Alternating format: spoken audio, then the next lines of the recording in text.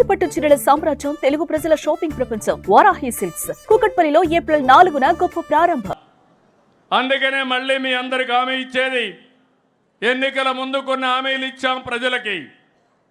Super 6 హామీలు ఇచ్చాం. ఆ రోజు బయట నుంచి చూస్తే నాకు అనిపించింది అన్నీ చేయగలుగుతామని.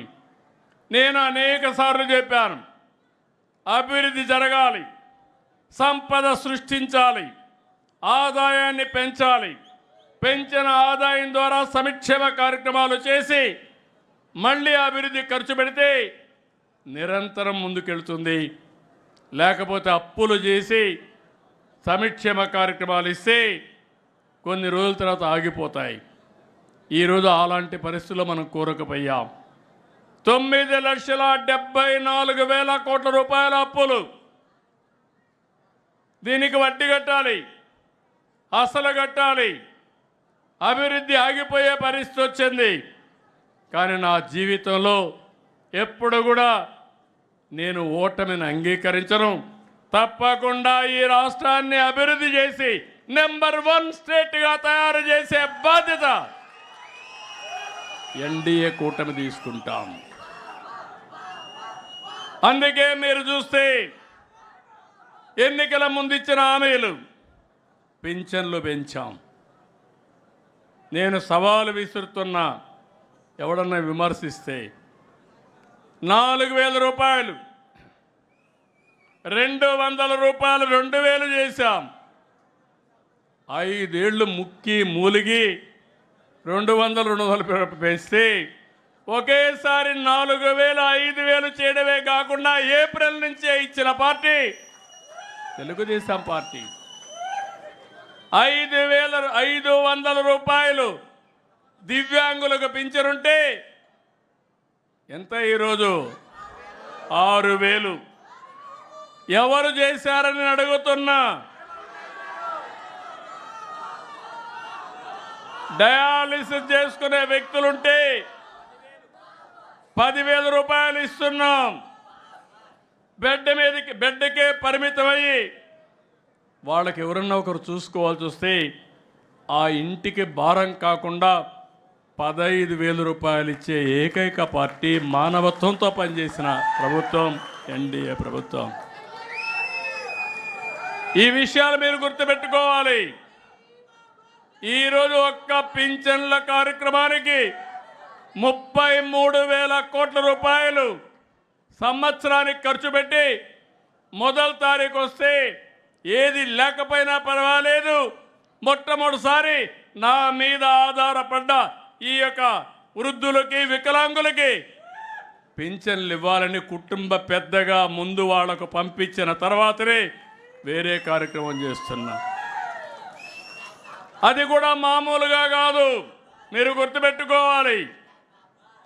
ఈరోజు పేదల సేవలు అందరూ వెళ్ళి ఇంటింటి దగ్గరికి వెళ్ళి నేరుగా డబ్బులు ఇచ్చి వాళ్ళ ఆరోగ్య పరిస్థితులు కనుక్కొని మళ్ళీ రావాలని చెప్పే పరిస్థితికి వచ్చాం.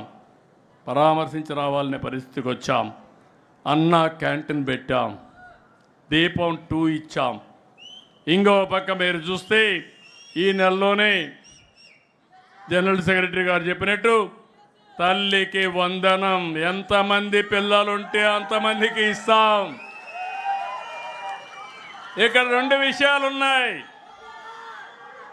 జనాభా తగ్గిపోతా ఉంది.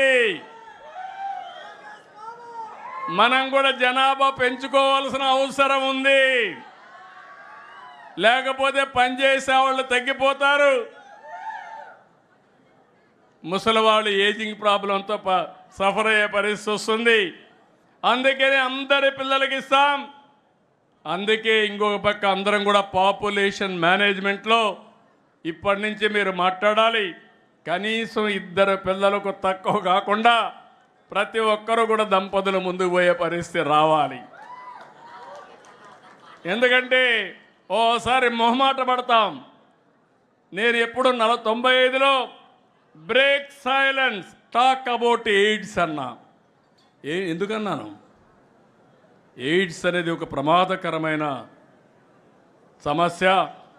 ఎయిడ్స్ కానీ స్ప్రెడ్ అయితే సమాజంలో చాలా ప్రాబ్లమ్స్ వస్తాయని తల్లిదండ్రుల్ని పిల్లలతో సెక్స్ విషయాలు మాట్లాడమని మీకు ఆ రోజు చెప్పాను.